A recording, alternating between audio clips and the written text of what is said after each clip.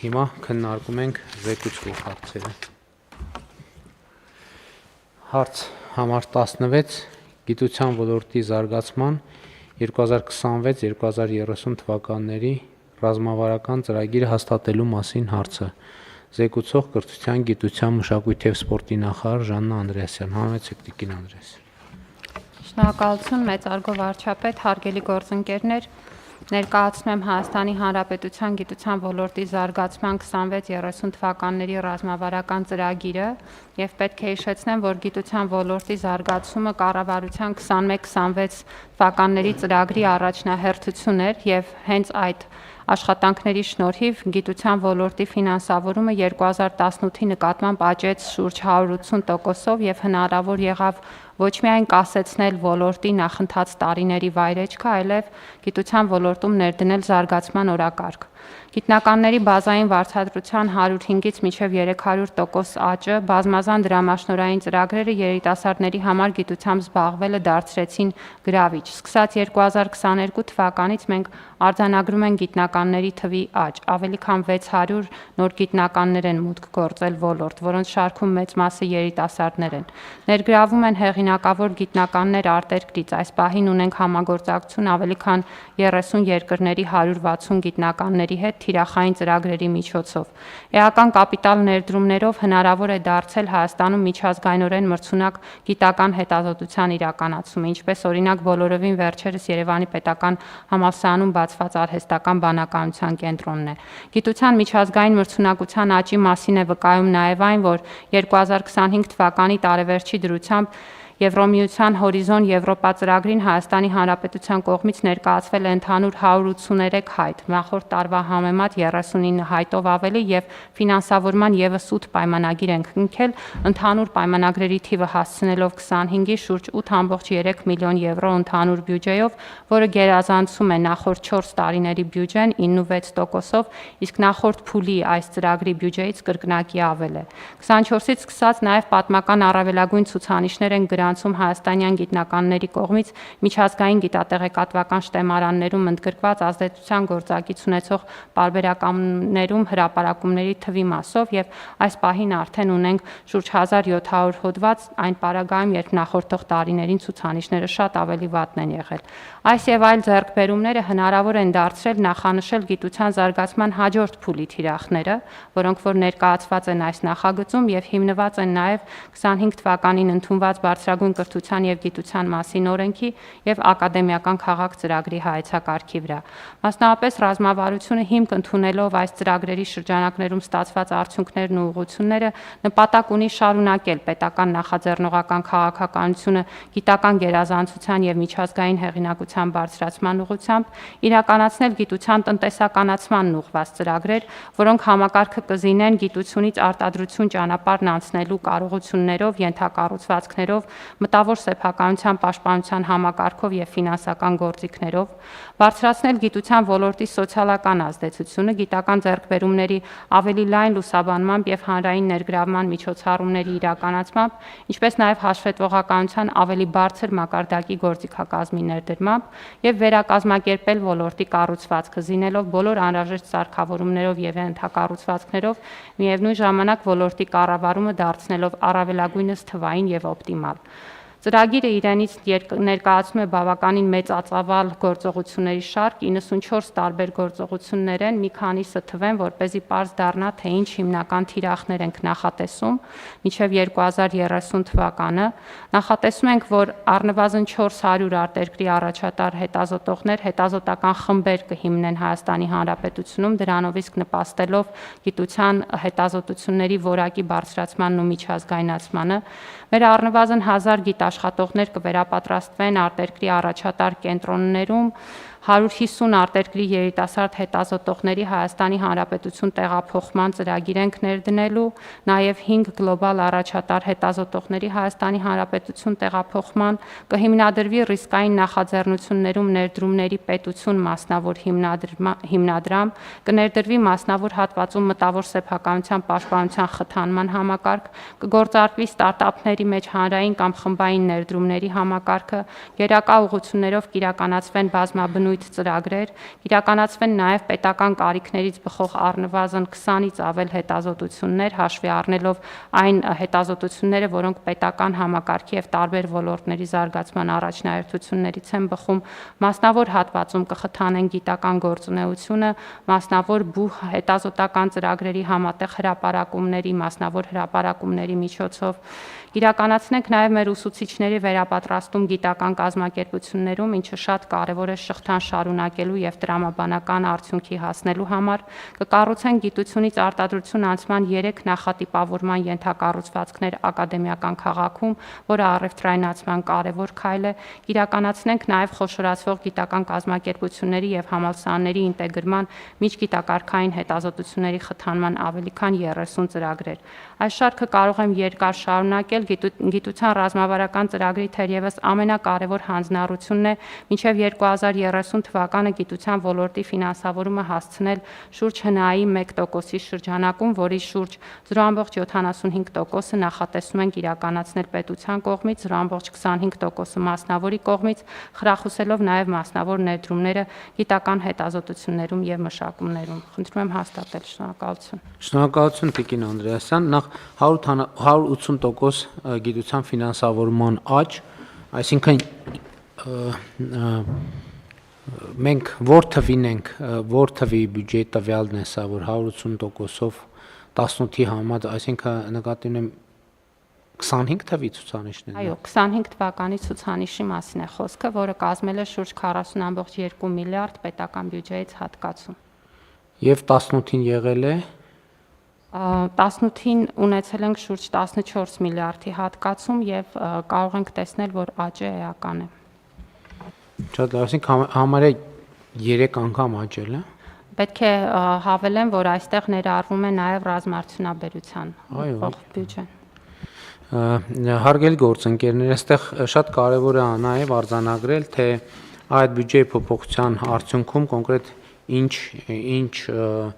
փոփոխություններ են տեղի ունեցել մեր գիտնականների վարձատրության համակարգում եւ մասնավորապես 2026 թվականի այսօրվա դրությամբ 2021 թվականի, այսինքն ծրագրի ընդունելու համեմատ, եթե 2021 թվականին, ասենք, լաբորանտի աշխատավարձը 67300 դրամ էր, 2026 թվականին նվազագույն աշխատավարձը, բայց ատեստավորումով թե առանց։ Ատեստավորումով, պարոն վարչապետ։ Այսինքն կամավոր ատեստավորման շեմը հատելու դեպքում նվազագույն, այսինքն նվազագույն շեմը հատելու դեպքում գործ ունենք։ Գիտության պարագայում մի փոքր այլ համակարգ է ատեստավորման, կան տարակարգեր, այսինքն կան պահանջներ յուրաքանչյուր հաստիքի մասով, որը պետք է բավարարի տվյալ հաստիքը զբաղեցնող մարդը։ Հիմա լաբորանտի պահանջները բավարարելու պարագայում զբաղեցնում է այդ հաստիքը եւ ստանում է այդ վարձատրությունը այն չափով, որը որ բարձրացված է։ Սա բազային վարձատրություն է նվազագույն աշխատա, այսինքն ավելին էլ կարող է լինել։ Կարող է, իհարկե, քանի որ բացի այս ուրեմն բազային վարձատրությունից մենք ոլորտում ներդրել ենք բազմաթիվ դրամաշնորհային ծրագրեր եւ մեր արդյունավետ աշխատող գիտնականները բացի բազային վարձատրությունից ստանում են առնվազն դրա չափը գերազանցող, ընդ որում ոչ մեկ անգամ գերազանցող վարձատրություն։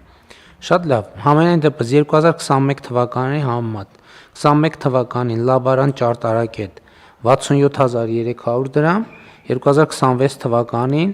138300 դրամ նվազագույն աշխատավարձ, այսինքն աճը 105%-ով, ավելի քան կրկնապատիկ։ Ավագ լաբորանտ, ավագ ճարտարագետ 21 թվականին 76000 դրամ, 2021 թվականին 76000 դրամ, 2026 թվականին 179000 դրամ, աճը ավելի քան 135%։ Կրսեր գիտաշխատող 21 թվականին 90400 դրամ, 2026 թվականին 276000 դրամ, այսինքն աճը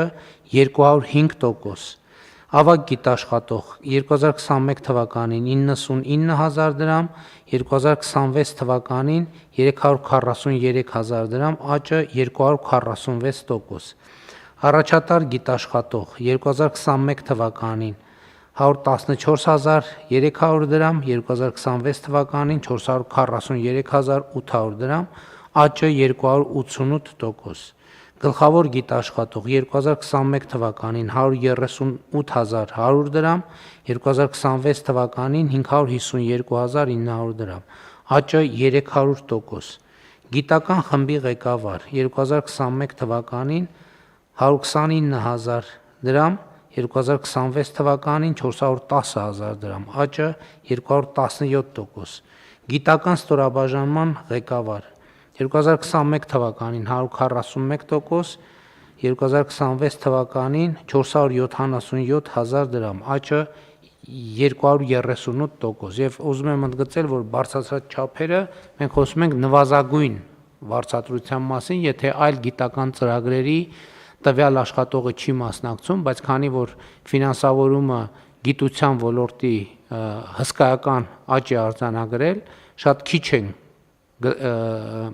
այն դեպքերը կամ առնվազն մեծամասնություն չեն, երբ որ գիտական գործունեությամբ զբաղվող մարդը որևէ այլ տեղում որևէ ծրագրի չի մասնակցում։ Ես ուզում եմ արձանագրել նաև, թե մենք ինչ ենք իրականացրել գիտության ոլորտի սարքավորումների ձեռքբերման համար, որովհետև գիտությունը գիտաշխատողների աշխատանքը առավել արդյունավետ դարձնելու համար շատ կարևոր են նաև գիտական սարքերը, եւ 2021 թվականից 2026 թվականներին գիտական 142 սարքավորումների համար տրամադրվել է շուրջ 13 միլիարդ դրամ, եւ սրանց շարքում է նաև սուպեր համակարգիչը Երևանի պետական համալսարանի, որի ձեռքբերման եւ տեղադրման ծախսերը կազմել են 3.7 միլիարդ դրամ։ Բայց այս թվերի հետևում կա բովանդակություն, որի մասին ես ուզում եմ խոսել, որովհետև Երևանի պետական համալսարանում, երբ որ մենք մասնակցում ենք սուպեր համակարգչի գործարկման արարողությանը պաշտոնական, մի շատ հետաքրքիր դետալ բացահայտվեց, որ երբ 2022 թվականին, 21-22 թվականին կառավարության ներկայացուցիչները սկսել են խորհրդակցություններ գիտության ոլորտի ներկայացուցիչների հետ սուպեր համակարգիչ ձեռք բերելու առումով, գիտության ոլորտի ներկայացուցիչները որոշակի հոռետեսություն են հայտնել, ասելով, որ Հայաստանում այդպիսի գիտական ներուժ չկա, որպեսզի սուպեր համակարգիչը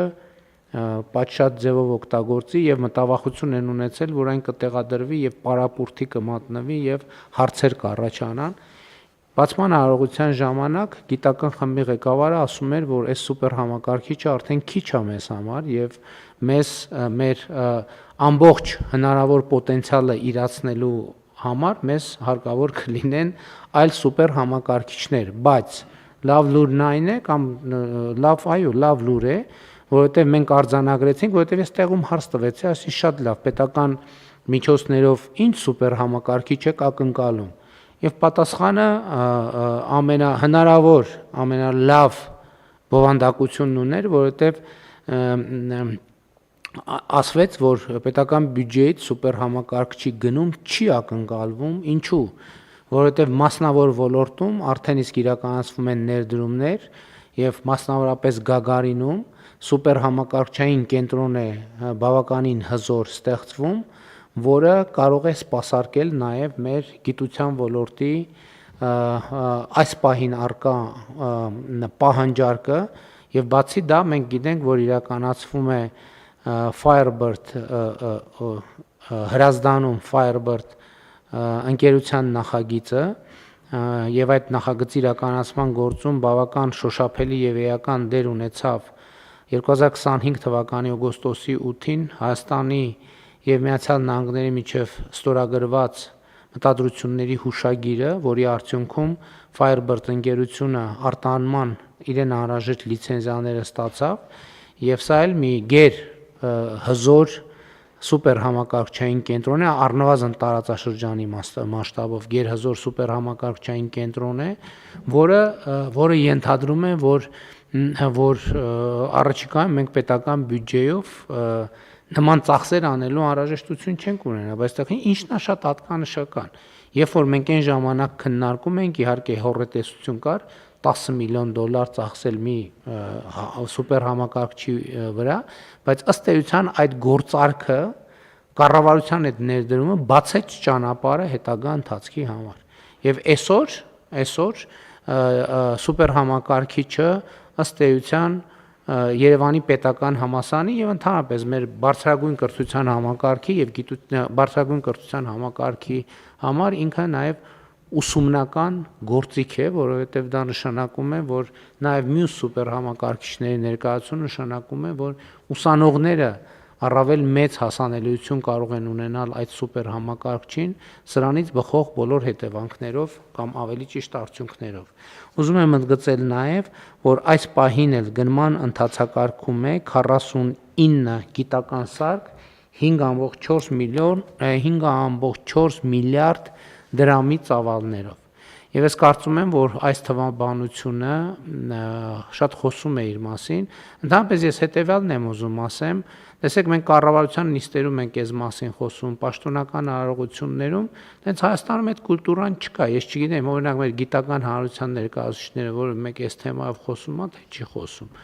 Այսինքն այս խնդրեմը կա ամենատարբեր ոլորտներում հսկայական փոփոխություններ են գնում եւ տենց ինչ որ բան կա, տենց լռություն կա եւ այդ լռությունը անկեղծ ասած մի քիչ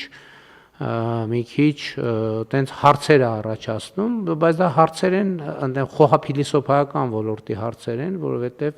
այս մեր ներդրումները մեր պետության եւ մեր երկրի զարգացման համար են, բայց ես ուզում եմ այս նյուանսը ընդգծեմ, որովհետև եթե ասենք օրինակ մի հատ գիտության բանի հետ կապ չունեցող մի բան տեղի ունենա, մեկը դուրս գա հանրապետության հրապարակում գոռա ծախեցին, հետևից 300 գիտնական հայտարարություն կստորագրի, առանց ճշտելու ով ծախեց, ինչ ծախեց, երբ ծախեց եւ այլն եւ այդպես շարունակ։ Եվ սա շատ տենց արդեն հաստատուն գիտական կուլտուրա է Հայաստանի, գիտամտավորական կուլտուրա է Հայաստանի, այս ոնց որ չի եղել։ Ես ձեզ երաշխավորում եմ, կառավարությունը այս թեմայով չասի, հələ մեկ-մեկ է գնում ենք, որ այդ բացումներ միլիարդների ներդրումներ են անում, նենց զգում ես, որ տենց մի քիչ իբր էսխե եկե, որ դե եւ այլն։ Սա շատ վատ բան է, բայց ես առանձնապես բան չեմ, առանձնապես տենց նեղված չեմ, որովհետեւ սա ապագայի ներդրում է բայց ես այս նյուանսը կարևոր եմ համարում, կարող է տենց այդքան էլ նրբանկատ չլինի, այս մասին խոսալը կառավարության նիստում, բայց այս մասին պետք է խոսալ։ Եվ ես համոզված եմ, այս բարձր աշխատավարձեր ստացող բազմաթիվ մարդիկ, այս ընթացքում բազմաթիվ քաղաքական հայտարարություններ են ստորագրել, այս մասին ոչ մի հայտարարություն չի եղել։ Ես գոնե չեմ տեսել, եթե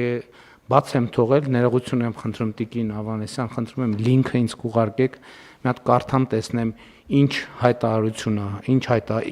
է եւ ինչի մասին է։ Բայց ես սա ասում եմ իմիջայլոց, որպեսզի պարզապես մեր հանրության եւ մեր բոլորի ուշադրությունը հրավիրում եմ այս փաստի վրա, ընդ որում ինքը եզակի երևույթ չի։ Բաներ բավականին տարածված երևույթ է, տենց լռության գաղջ մտնող, ոչ մի բան տեղի չի ունի, դե տենց ոնց եղել է ոլորտը տենց էլ կա։ Իրականությունը դա չի եւ այն իրականությունը էսա, որ այդ թվում բազմաթիվ ստորագրահավաքներ իրականացրած մեր հարգելի գիտաշխատողներ այսօր կառավարության գործունեության արդյունքը վայելում են, բարով վայելեն, ես նորանոր գիտական, հանրային, քաղաքական հաջողություններ եմ մաղթում բոլորին։ Խնդրեմ, կան այլ մեկնաբանություններ։ Պարոն վարչապետ, իրականում գիտության ոլորտում ձեռքբերումների եւ ընդհանրապես ցանկացած ոլորտում ձեռքբերումների արդյունքների հանրայնացումը, իրազեկումը շարունակում է մնալ մեր ամենակարևոր խնդիրներից մեկը։ Դա է նաեւ պատճառը, որ մենք ռազմավարական ծրագրում դա որպես առանձին ուղղություն առանձնացրել ենք եւ այդ հանրային հաշվետվողականության, մոնիտորինգի, ներկայացման հարցերը շատ կարեւորում ենք։ Ինչ վերաբերում է գիտական համայնքի կողմից արվող աշխատանքների կարևորմանը, պետք է հավաստիացնեմ, որ առնվազն մեր դիտարկումներով ու տպավորություններով տրամադրություն ու մթնոլորտ է փոխված ոլորտում։ Դա ակնհայտ է, պարոն վարչապետ, եւ թերևս այդ մթնոլորտը պետք է շատ ուզենան, որ չնկատեն, որ փոխվել է, որովհետև ես չափազանցություն չէր, որ զեկուցման խոսքի մեջ նշեցի, որ մինչև կառավարության ծրագրի իրականացումը խոսում էին գիտության ոլորտի կործանման մասին։ Հիմա մենք խոսում ենք գիտության ոլորտի զարգացման նոր փուլի մասին եւ հասել ենք այդ օրվան։ Որ մենք ենք խոսում։ Մենք կործանման մասին խոսում են բոլորը, նոր փուլի մասին խոսում ենք մենք։ Այսինքն եւ ես հասկանում եմ, որ մեզնից շնորհակալություններ ակնկալվում, որ չեն խոսում կործանման մասին, բայց ես խնդիր չունեմ, թող խոսան կործանման մասին, բայց գիտության, երկրի, ամեն ինչի կործանման մասին, որովհետեւ դա շատ պոպուլյար թեմա է։ Բայց փաստը ուրիշ բանի մասին է եւ այո, մենք պետք է խոսենք, որովհետեւ սա մեր աշխատանքն է եւ մեր աշխատանքի արդյունքն է։ Ես ուղղակի ձեր թույլտվությամբ եւս երկու բան կուզեի ընդգծել, պարոն վարչապետ, արդյունքներից մենք խոսում ենք միջազգային գիտատեղեկատվական շտեմարանների ամսագրերում մեր գիտնականների հրապարակումների մասին, բայց մենք ունեինք եւս մի շատ կարեւոր խնդիր, որ մեր ամսագրերն էլ այդ մակարդակին ու որակին հասցնենք, որպեսզի Հայաստանում նույնպես ունենանք միջազգային գիտատեղեկատվական շտեմարաններում ներգրավված ամսագրեր, ու ես շատ ուրախ եմ, որ այդ աշխատանքը նույնպես արդյունքներ է տալիս եւ 2025-ին մեր 3 ամսագրեր գրանցվել են միջազգային գիտատեղեկատվական շտեմարաններում, ընդ որում դրանցից 2-ը մեր բուհերի ամսագրերն են, Ճարտարապետության եւ Շինարարության Հայաստանի ազգային համալսարանի եւ Երևանի պետական համալսարանի, եւ սա ցույց է տալիս, որ այդ աշխատանքը որակական փոփոխությունների տեղի է ունենում եւ հիմա մեր գիտնականները ունեն հնարավորություն նաեւ հրապարակելու իրենց հոդվածները հայաստանյան ամսագրերում, որոնք նույնպես այդ նույն ստանդարտի եւ նույն որակական միջավայրում են գործում եւ այս թիվը պետք է գնալով ավելանա։ Որակական աշխատանքի բարելավման մասին է խոսում նաև այն, որ մենք ավելի քան 58% աճ ենք գրանցել այդ հրապարակումների շարքում այն համամասնությամբ, որոնք այդ ամսագրերն էլ են տարբեր, պարոն վարչապետ, եւ այստեղ դասակարգված են 4 հիմնական խմբի, առաջին 2 խումբը առավել հեղինակավոր եւ ավելի որակական խիստ պահանջներ ունեցող ամսագրերն են եւ շատ կարեւորում եմ, որ մենք ոչ միայն խոսում ենք մեր հրապարակումների թվի աճի մասին, այլև էական աճ ենք գրանցել հենց առաջին 2 կատեգորիաներում գտնվող ամսագրերում, որը ցույց է տալիս, որ ավելի որակական արդյունքներ են գրանցում, բայց ճիշտ է կշարունակենք խոսել իրազեկել եւ մարդկանց էլ ներգրավել այդ խոսակցությունների մեջ։ Շնորհակալություն։ Ընտրեմ կան համեցիկ։ Մեծարգո վարչապետ, հարգելի գործընկերներ, պարոն վարչապետ, ուղղակի ուզում եմ հիշեցնել 2021 թվականին հենց այս դահլիճում, նաեւ ձեր մասնակցությամբ մենք քննարկում ունեցանք, եթե չեմ սխալվում, գիտուժ նախաձեռնության հետ, ովքեր որ բարձրաձայնում էին իրապես այն ժամանակվա վտանգավոր խնդիրներից մեկը գիտության ոլորտում ընդհանուր առմամբ տենց շարունակական խնդիրները, որոնք որ տենց բերելու էին մի ինչ-որ մի պահի կոլապսի եւ կարելի ասել գիտության վերացման։ 2021 թվականին որոշում կայացվեց, դուք որոշում կայացրեցիք, որ 4 տարի հաջորդականորեն անգամներով ավելանալու է ֆինանսավորումը գիտության ոլորտում։ Եվ իրականում այն թվերը, որ հնչեցնում է Տիկին Անդրեասյանը, ցույց են տալիս, որ թռիչքաձև այդ փոփոխությունները տեղի են ունեցել։ Մենք կարելի ասել, տենց զրոյականին մոտ կետից հիմա ունենք դեպի զարգացում գնացող գիտություն եւ ավելացնելով նաեւ ռեսուրսները այդ ոլորտում, ես կարծում եմ ձեր դիտողությունը շատ տեղին է, որ ոլորտի մասնագետները, նամանավանդ այն մարդիկ, ովքեր որ մասնակցել են այդ քննարկումներին, ովքեր որ մեզ այս դահլիճում ցույց են տալիս, թե միջին տարիքը գիտնականի ինչքան բարձր է եւ ինչ վտանգներ կան, նրանք նվազագույնը պետք է խոսեն այս մասին։ Եվ ընդհանուր առմամբ շատ կարեւոր է, որ սա տեղի է ունեցել եւ շարունակում է տեղի ունենալ, բայց նաեւ այս արձանագրումները նույնպես կարեւոր են։ Պարոն Ավինյան, ընտրություններ են մոտենում, հեսա կխոսեն, վստահ եղեք, համեցեք։ Ես պարոն վարչապետ այդ հատվածով է ուզում շարունակել, որովհետև շատ ենք մենք խոսում, հատկապես ներքին քննարկումների ժամանակ երբ որ մի բարեփոխում է տեղի ունենում, դրանից հետո արձագանքը ավելի քիչ է լինում, քան այդ բարեփոխման ժամանակ մի այսքան փոքրիկ խնդրեմ է,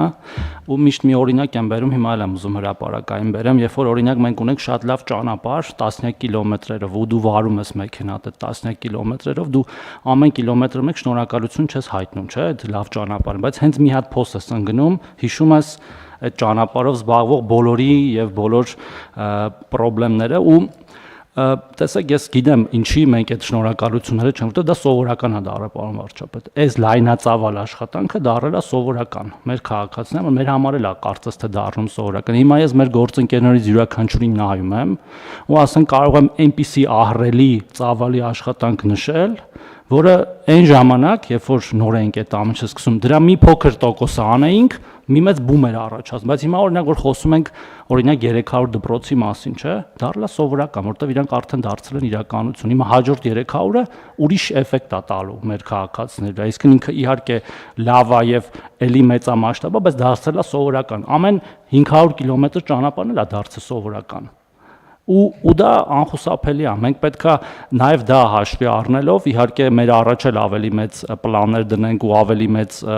բան առաջընթաց արձանագրենք, բայց նաև այո խոսենք եւ էլի բոլոր ասենք կամ 10000 ամեն ամիս 10000 ավել աշխատատեղ ենք ունենում։ Պատկերացնում եք, չէ՞, դա ինչքան է, ասենք մի հատ քաղաք է փոքր Հայաստանում, որ սկսում է աշխատել, բայց էլի դարձել է դաժե նույնիսկ մեր համար է դարձել սովորական։ Եվ իհարկե պետքա խոսել, մենք հաճախ փակ դռների հետևում ենք սրա մասի խոսում, հրապարակային էլ է պետք խոսել, ու սա լավ առիթ էր այս խոսակցությունը նաև սկսելու, ոչ միայն այս նախընտրական փուլում, այլ ընդհանրապես, որտեղ այս ամեն ինչը նախընտրությունների հետ չի կապված։ Այդ աճը, որ մենք ունեցել ենք, օրինակ նույն աշխատատեղերի, որ համարյա 300,000 աշխատատեղ է ստեղծվել վերջի 8 տարում Հայաստանում, այդտեղ էլ է աստիճանական եւ կայուն աճ ա եղել, բայց կրկին դարձել է սովորական, նույնը բոլոր ուղղություններով։ Եվ ամաչելու ոչ մի բան չկա սրա մասին խոսելու, ոչ թե ինչ որ մեկից պահանջելու, որ իրենք անպայման սա գնահատեն, որտեվ այդ մի քիչ դժվար է երևի տենց պահանջներ դնելը, բայց մենք պետք է ապարտադիր խոսենք ու խոսում ենք, ու սա լավ առիթ է եւ պետք է շարունակենք։ Շնորհակալություն։ Պարոն Թորոսյան, մենք ոչ մեկից շնորհակալություն չենք ակնկալում, մենք ասում ենք ուղղակի իրազեկվի ինչա կատարվում, ինչա կատարվում։ Եվ սովորական, բայց ես այդքան վստահ չեմ, որ մենք տեղյակ ենք, այսինքն բան ունենք, ինֆորմացիա ունենք։ Ես երեք պաշտպանության նախարարությունում նստած եմ դիմահայաց դեպի դահլիճը։ Շատ հետաքրքիր ֆենոմեն էր։ Պաշտպանության նախարարը ելույթ է ունենում եւ պատմում է ինչա տեղի ունեցել, ոլորտում ինչա կատարվել, ինչա կատարվել։ Մեկ էլ ցես դահլիճին եմ նայում։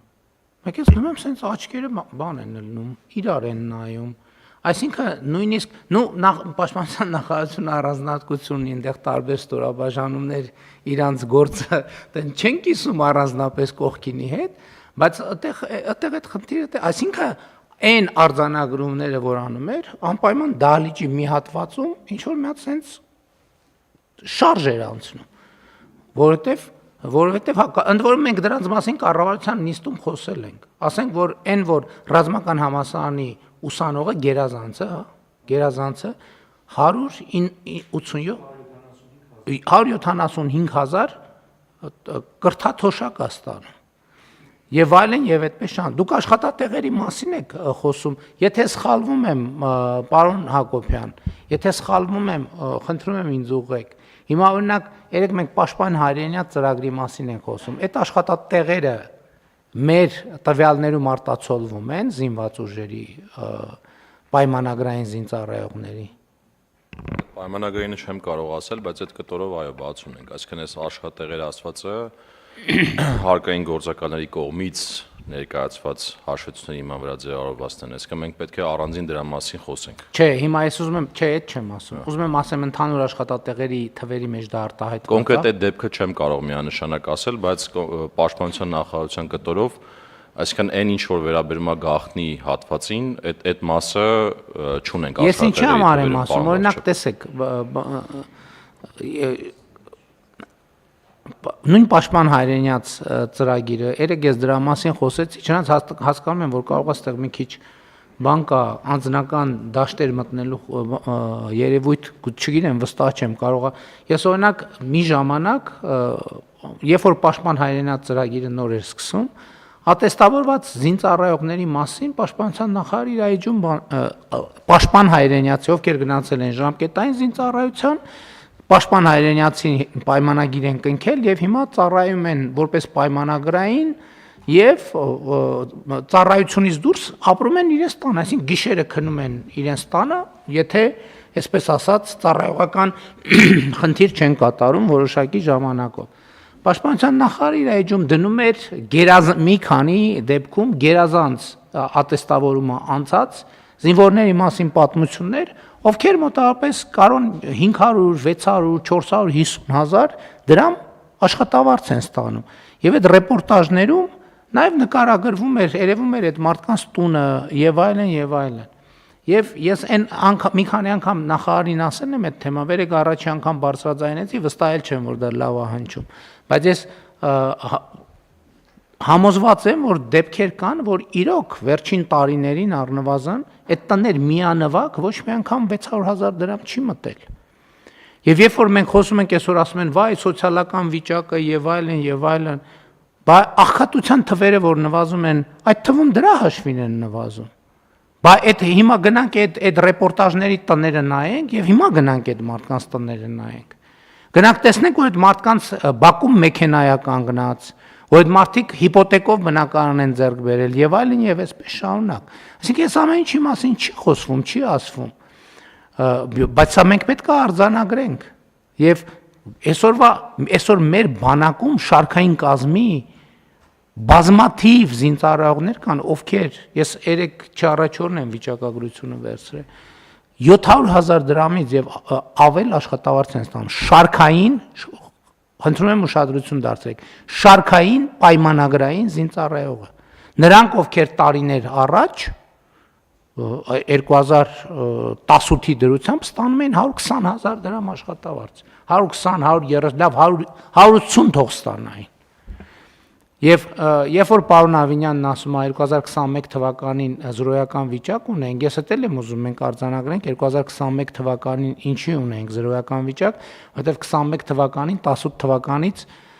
3 տարի արդեն անցել էր, որովհետև այդ ընթացքում մենք 19 թվին էլ ենք այդ թեմայի շուրջ շատ աշխատել, բայց կոവിഡ് եւ այլն, այսինքն այդ process-ները էականորեն հետաձգվեցին։ Բայց էլ եմ ասում, իմ խոսքը բացարձակապես շնորհակալության մասին չի, իմ խոսքը իրազեկման մասին է, որովհետև երբ որ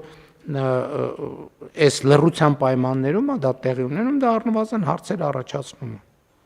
Բանն եք ասել Մուհամեդ։ Նախ Տիկին Անդրեասյան ուզում եմ շնորհակալություն հայտնել ձեզ եւ ձեր թիմին այս փաստաթուղթը ստանալու համար։ Ես կարծում եմ, որ այս փաստաթուղթը շատ կարևոր ուղերձ է մի կողմից գիտական հանրույթին, բայց մյուս կողմից, որ ոչ պակաս կարևոր է նաեւ տնտեսությանը եւ տնտեսավարողներին, որովհետեւ այն ընկերությունները, տնտեսավարողները, որոնք որ այսօր պիտի որոշում կայացնեն վաղը իրենց պրոդուկտները առավել արդյունավետ դարձնելու համար, այս փաստաթուղթը կարծում եմ շատ կարևոր ուղերձներ է իր մեջ պարունակում, որովհետև հատկապես վերջին տարիներին աշխարհի տարբեր երկրներ, այդ թվում եւ մենք անընդհատ խոսում ենք գիտահեն տնտեսություն կառուցելու մեր ցանկությունների, մտադրությունների մասին, ես կարծում եմ այս փաստաթուղթը շատ տեսանելի եւ շոշափելի է դարձնում տնտեսության եւ գիտության միջև փոխկապակցվածությունը եւ ավելի է մոտեցնում դրանք իրար եւ ստեղծում է շատ պարարտ հող գիտության համար սպասարկելու տնտեսության շահերը եւ առանձնահատուկ ես կարևորում եմ այս փաստաթղթի մեջ որի առանցքում դրված է հենց գիտահետազոտական աշխատանքների եւ փորձարարական մշակումների ֆինանսավորումը եւ նոր մոդելը որտեղ մենք առանձնացրել ենք 9 զարգացման 9 փուլեր գաղափարից մինչև փորձանմուշների մինչև արտադրանքի եւ մեծ շուկաներ արտադրանքի ամբողջ ցիկլն ենք մենք կարգավորում եւ ֆինանսավորում եւ այս համատեքստում նաեւ կարեւոր է հիշեցնել օգտվելով առիթից որ արդեն իսկ մենք այստեղ ունենք որոշակի կատարած տնային աշխատանք 25 թվականի հունվարի 1-ից գործող հարկային արտոնությունների նոր փաթեթը, ընդ որում որը գործում է ոչ միայն տեխնոլոգիական ընկերությունների համար, այլև մենք կարծում եմ շատ կարևոր որոշում նախորդ տարի կայացրինք, այն տարածելով ամբողջ տնտեսության վրա, այսինքն այն եւ արդյունքում կարող եմ ասել, որ նախնական մեր ամփոփումը այս ծրագրի ցույց է տալիս, որ արդեն իսկ հարյուրավոր հետազոտողներ, որոնք ներգրաված են տնտեսության մեջ, տարբեր ընկերությունների աշխատակիցներ են, այն ընկերությունները, որոնք կարևորում են նոր գիտելիքի ստեղծումը մեր երկրի ներսում, օրինակ 20% եկամտային հարկի փոխարեն վճարում են 10% եկամտային հարկ եւ այլ տեսակի արտոնություններ, եւս մեկ անգամ այս ամբողջը ամփոփելով կարծում եմ սա մի նոր քայլ է առաջընթացը գիտության զարգացման եւ մեր տնտեսության զարգացման համար։ Շատ լավ, շնորհակալ եմ հարգելի գործընկերներ, հարցը դրվում է քվեարկության, ովքեր են դեմ որոշման ընդունմանը, դեմ չկա, որոշումն ընդունված է։